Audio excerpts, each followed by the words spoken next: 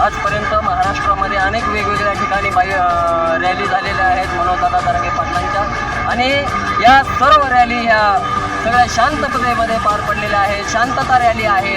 आजपर्यंत आपण हिंगोलीची रॅली पाहिलेली आहे, आजपर्यंत आपण रॅली जळगाव पाहिलेली आहे, धाराशिव पाहिलेली आहे, संपूर्ण महाराष्ट्रामध्ये वेगवेगळ्या ठिकाणी रॅली पाहिलेल्या आहेत. आज बीडची रॅली आहे आणि बीडच्या रॅलीसाठी आज बीड जिल्ह्यामधून सर्व मंडळी या ठिकाणी जमा झालेली आहेत, मांजरसुंगापर्यंत येऊन पोहोचलेले. काय नाव सर आपलं? सचिन दोडके. कुठून आलात आपण? नांदूर घाटून. इथून पुढं आपलं काय नियोजन असेल? इथं आता कन्हैया हॉटेलपाशी पाटील येणार आहेत. इथून पुढं आम्ही पाटलाच्या सोबत पाठीमागं जाणार आहेत. आता बरं, पाटलांच्या आंदोलनाचं पुढचं काय नियोजन सांगता येईल का?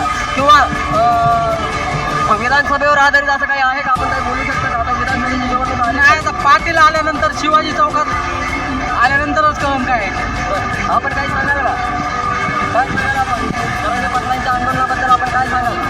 आम्ही नांदूर घाटून आलेलो आहोत आणि हे आमचं हक्काचं आरक्षण आहे. आम्ही शांततेच्याच लढ्याने पूर्ण करून घेणार आहोत शासनाकडून. यामध्ये कुठल्याही प्रकारचा लोकांना, इतर लोकांना त्रास होणार नाही याची ग्वाही आहे का? हां, या माध्यमातून आम्ही इतर समाज या माध्यमातून आम्ही एवढंच सांगू इच्छितो की इतर कुठल्याही जाती धर्माला आमच्या मराठा समाजातर्फे कुठलाच त्रास होणार नाही याची आम्ही खबरदारी करू. प्रत्येक गावगाव असं नियोजन सांगितलेलं आहे का कुणाला त्रास होणार नाही? हां, प्रत्येक गावामधून हीच खबरदारी घेतलेली आहे की कुठल्याही समाजाला मराठा समाजातर्फे असं कुठलीच अडचण येणार नाही याची आम्ही खबरदारी घेतलेली आहे प्रत्येक मराठा बांधवांनी. बरं, आता पुढे कुठं सभा होणार आहे याचं काही सांगू शकता का? पुढे आता इथून मांजरसुंगाहून आमची रॅली बीड या ठिकाणी सभेसाठी जाणार आहे. मनोज जरांगे साहेबांनी. धन्यवाद सर. सर काय नाव आपलं? अशोक जगताप. कुठून आला आपण? बलशिंगण.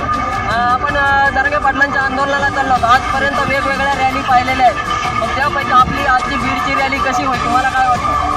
महाराष्ट्रात कुठं चालू सण अशी रॅली आपल्या बीडमध्ये होईल. रेकॉर्ड ब्रेक सगळे रेकॉर्ड तोडेल बीडची रॅली.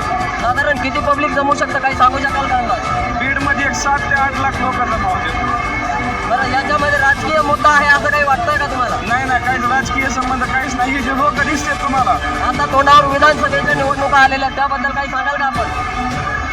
पाटील म्हणते तीच आमची पूर्व दिशा असेल.